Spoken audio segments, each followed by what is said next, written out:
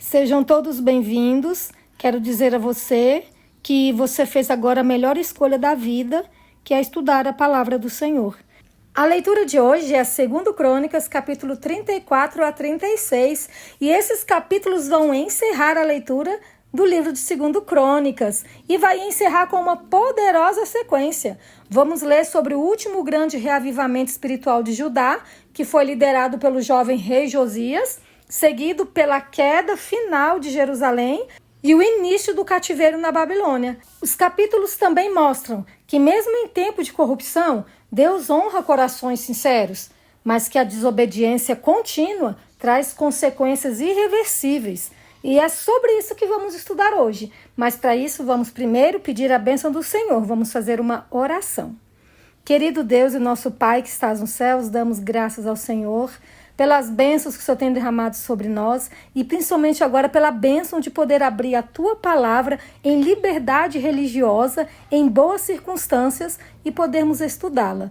Que o Teu Espírito Santo fale conosco nesta hora e nos dê entendimento. É o que nós te pedimos e agradecemos em nome de Jesus. Amém. Bíblia aberta, 2 Crônicas, capítulo 34. O reinado de Josias de Judá. Josias tinha 8 anos de idade quando começou a reinar e reinou 31 anos em Jerusalém. Josias fez o que era reto aos olhos do Senhor. Andou nos caminhos de Davi, seu pai, e não se desviou nem para a direita nem para a esquerda. A reforma religiosa feita por Josias. No 8º ano de seu reinado, sendo ainda moço, Josias começou a buscar o Deus de Davi, seu pai. E no 12º ano, começou a purificar Judá e Jerusalém dos lugares altos, dos postes da deusa Zerá e das imagens de escultura e de fundição. Na presença dele, derrubaram os altares dos Baalins. Ele despedaçou os altares do incenso que estavam acima deles. Quebrou os postes da deusa Zerá e as imagens de escultura e de fundição. Reduziu-os a pó e os espalhou sobre a sepultura dos que tinham oferecido sacrifícios a esses ídolos.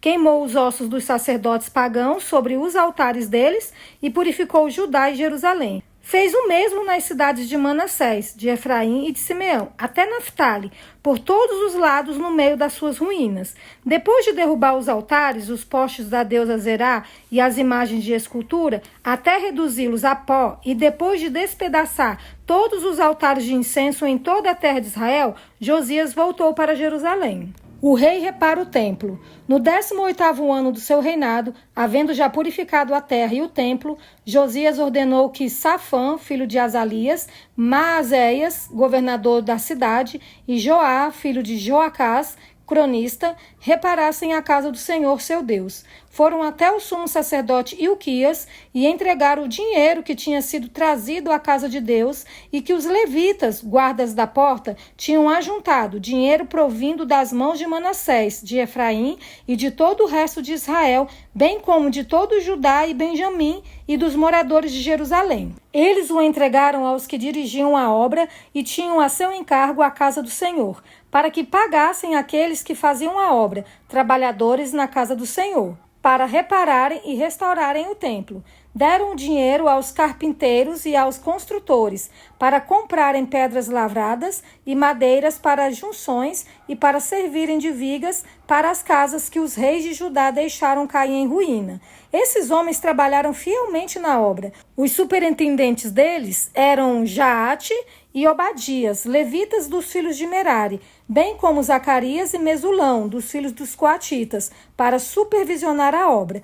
Todos os levitas peritos em instrumentos musicais eram superintendentes dos carregadores e dirigiam todos os que faziam a obra, em qualquer tipo de trabalho. Outros levitas eram escrivães, oficiais e porteiros. Ilquias acha o livro da lei. Enquanto se tirava o dinheiro que havia sido trazido à casa do Senhor, Ilquias, o sacerdote, achou o livro da lei do Senhor, dada por meio de Moisés.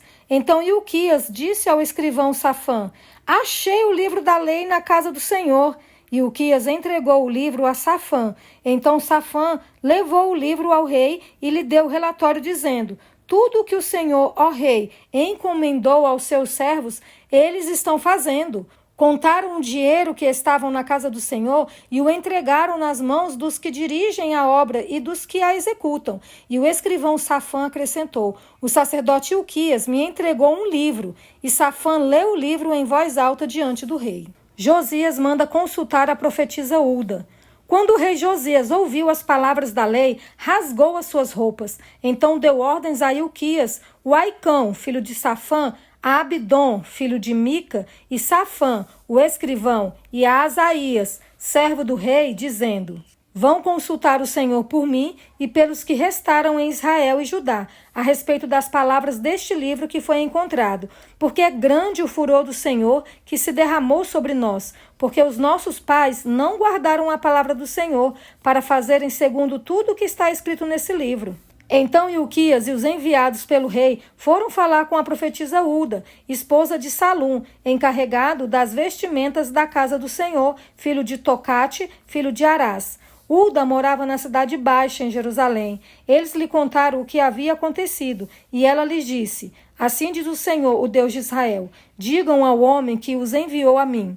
Assim diz o Senhor: eis que trarei desgraça sobre este lugar e sobre os seus moradores, a saber, todas as maldições escritas no livro que leram diante do rei de Judá, por terem me abandonado e queimado incenso a outros deuses, para me provocarem a ira com todas as obras das suas mãos. O meu furor se derramou sobre este lugar e não se apagará. Mas ao rei de Judá, que os enviou para consultar o Senhor, digam o seguinte: assim diz o Senhor, Deus de Israel, a respeito das palavras que você ouviu. Visto que o seu coração se enterneceu e você se humilhou diante de Deus, quando ouviu as ameaças que ele fez contra este lugar e contra os seus moradores, e se humilhou diante de mim, rasgou as suas roupas e chorou diante de mim, também eu ouvi a sua oração, diz o Senhor.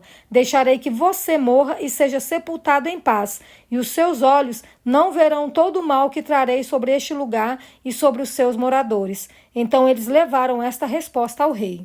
Josias renova a aliança. Então o rei deu ordem e todos os anciãos de Judá e de Jerusalém se ajuntaram.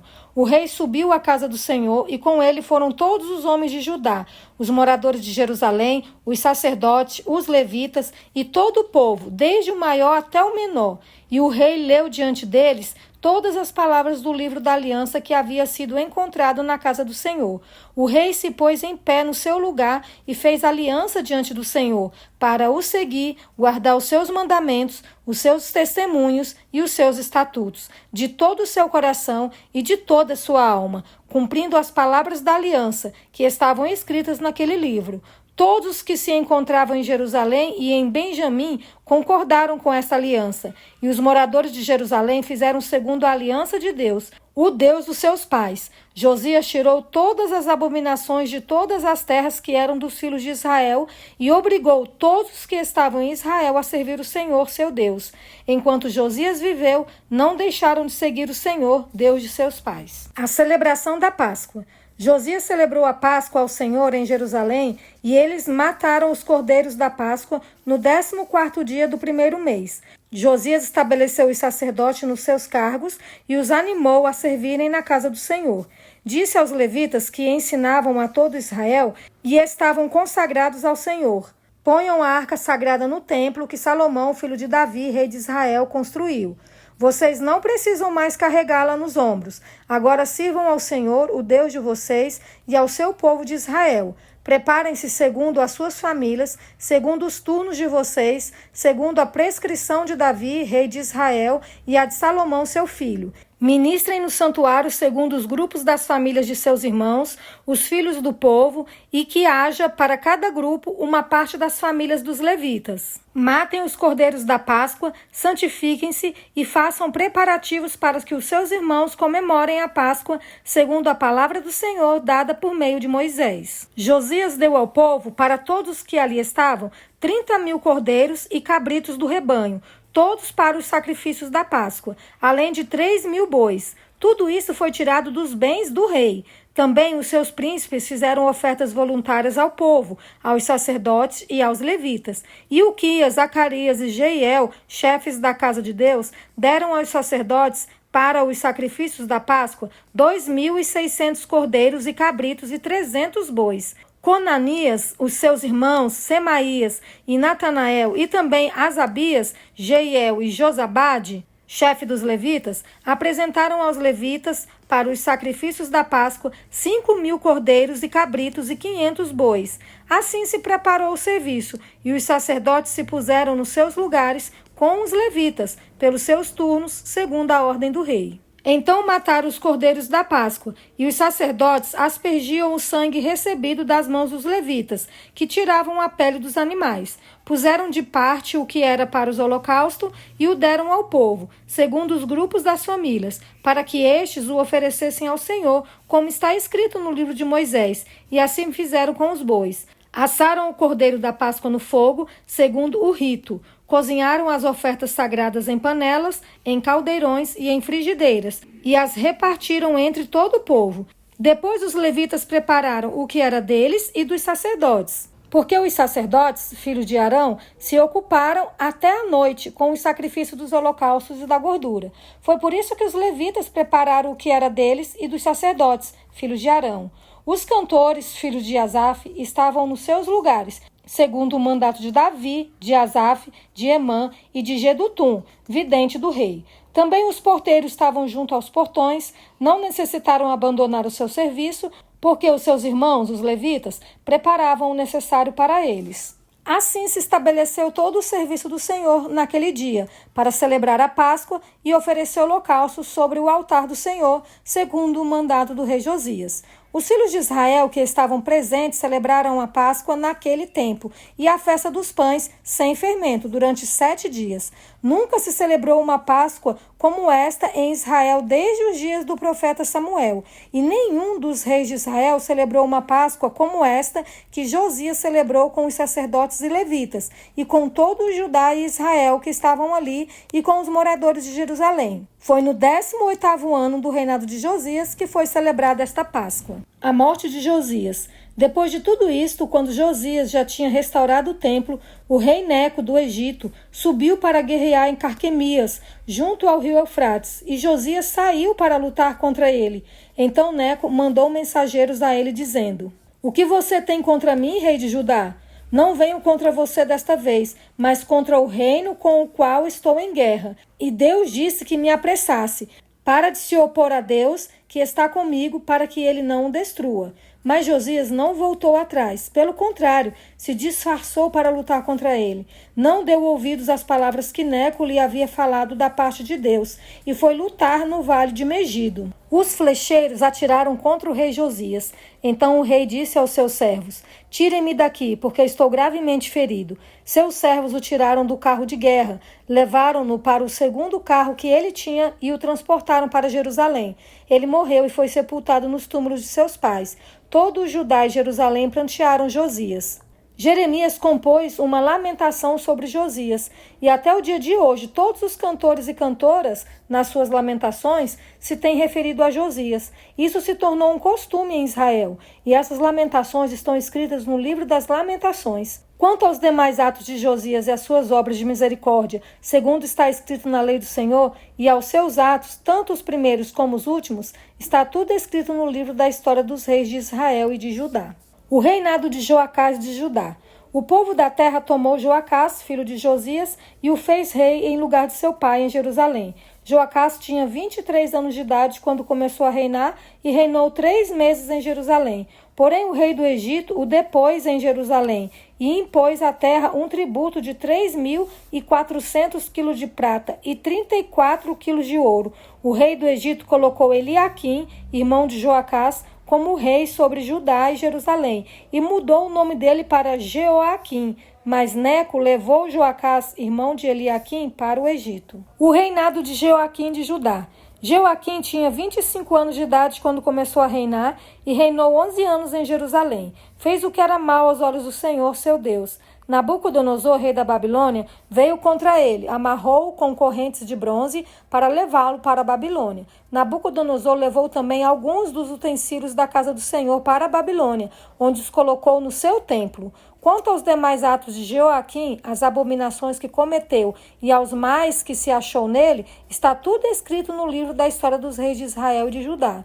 E Joaquim, seu filho, reinou em seu lugar. O reinado de Joaquim de Judá. Joaquim tinha 18 anos de idade quando começou a reinar e reinou 3 meses e 10 dias em Jerusalém.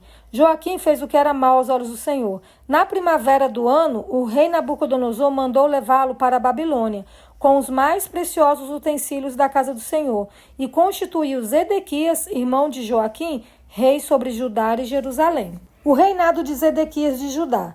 Zedequias tinha 21 anos de idade quando começou a reinar e reinou 11 anos em Jerusalém. Zedequias fez o que era mal aos olhos do Senhor, seu Deus, e não se humilhou diante do profeta Jeremias, que falava da parte do Senhor. Também se rebelou contra o rei Nabucodonosor, que o tinha obrigado a jurar fidelidade em nome de Deus. Foi teimoso e tanto endureceu seu coração que não voltou ao Senhor, Deus de Israel. Também todos os chefes dos sacerdotes e o povo aumentavam mais e mais as suas transgressões, segundo todas as abominações dos gentios, e contaminaram o templo que o Senhor tinha santificado em Jerusalém. O Senhor, Deus de seus pais, sempre de novo falou-lhes por meio dos seus mensageiros, porque teve compaixão do seu povo e da sua própria morada. Mas eles zombaram dos mensageiros de Deus, desprezaram as palavras dele e debocharam dos seus profetas, até que a ira do Senhor veio sobre o seu povo e não houve mais remédio. O cativeiro de Judá. Por isso o Senhor trouxe contra eles o rei dos caldeus, que matou os seus jovens à espada na casa do santuário deles. Não teve piedade nem dos jovens, nem das moças, nem dos adultos, nem dos velhos. Entregou todos nas mãos do rei dos caldeus. Todos os utensílios da casa de Deus, grandes e pequenos, os tesouros da casa do Senhor e os tesouros do rei e dos seus príncipes, tudo ele levou para a Babilônia. Os caldeus queimaram a casa de Deus e derrubaram a muralha de Jerusalém. Queimaram todos os seus palácios, destruindo também todos os seus objetos de valor. Os que escaparam da espada, a esses ele levou para a Babilônia, onde se tornaram escravos dele e de seus filhos até o tempo do reino da Pérsia. Isto aconteceu para que se cumprisse a palavra do Senhor por boca de Jeremias, até que a terra desfrutasse dos seus sábados. Durante todos os dias da sua desolação, a terra repousou, até que os 70 anos se cumpriram. O decreto de Ciro. No primeiro ano do reinado de Ciro, rei da Pérsia, para que se cumprisse a palavra do Senhor por boca de Jeremias, o Senhor despertou o espírito de Ciro, rei da Pérsia, que ordenou que se proclamasse em todo o seu reino e que se pusessem por escrito o seguinte: Assim diz Ciro, rei da Pérsia: O Senhor, Deus dos céus, me deu todos os reinos da terra e me encarregou de lhe edificar um templo em Jerusalém, que fica em Judá. Aquele dentre vocês que for do seu povo, que suba a Jerusalém, e o Senhor, seu Deus, esteja com ele. Amém! Para a honra e glória do Senhor, concluímos a leitura de mais um livro. Deus seja louvado! E que lições podemos tirar com a leitura que fizemos?